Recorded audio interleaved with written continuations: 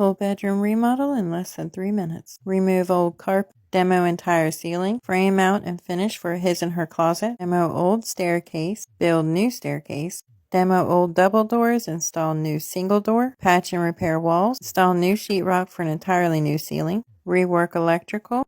Texture and paint walls, trim and baseboard. Got started with removing the carpet, and this house was abandoned for 15 years and was a squatter house, so that carpet was disgusting. Left the padding down for a bit to catch the debris from the ceiling. Removed the ceiling and installed insulation. After that was done, I removed the carpet, padding, and began laying the floor. This is the 100% waterproof floating floor, pretty much common practice for every remodel that I do. His and her closet framed up and sheetrock installed. After that was done, continued laying the flooring. Flooring is my second favorite thing to do, probably because it's how I got my start in this business.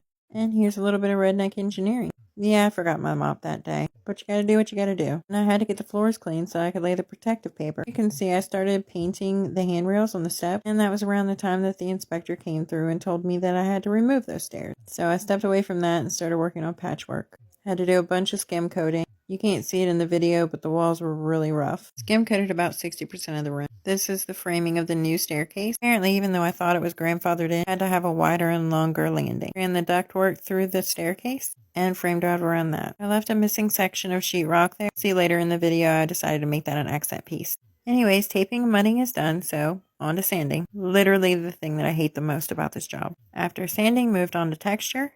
This entire house got knocked down texture, and I moved on to spraying the room. This room ended up being my favorite of all my paint jobs. I was able to go in with a darker gray color and a more white trim color. Yes, I worked my son.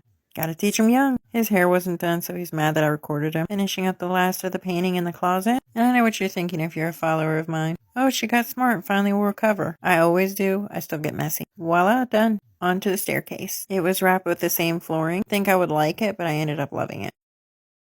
I ended up adding sheetrock to the drop down after all, but still decided to trim it out with 1x as an accent piece and painted that little area a semi-gloss. Same color, but semi-gloss. I think it made a cool transition leading from the main part of the house into the new master bedroom, as you can see. And it made it feel less disconnected. After that, I decided to add a thicker 1x trim length of the steps on the wall. I began placing the posts for the handrail, adding double 1x, gave it 3 coats of paint due to the fact that it's a high traffic area. Pre-drilled the holes for the balusters, ready for the new wrought iron balusters. I was proud. The ceiling a second coat, ready for cleanup. So here's a quick overview of the stairs after they were complete. Let's give a quick reminder of the before. This is where his and her closets were built, and here's the after. Here's a quick reminder of the before of the staircase, also where the single pre-hung door was placed. Fortunately, I don't have a good picture of either one of those. It went them all. The before from a different angle, and the after.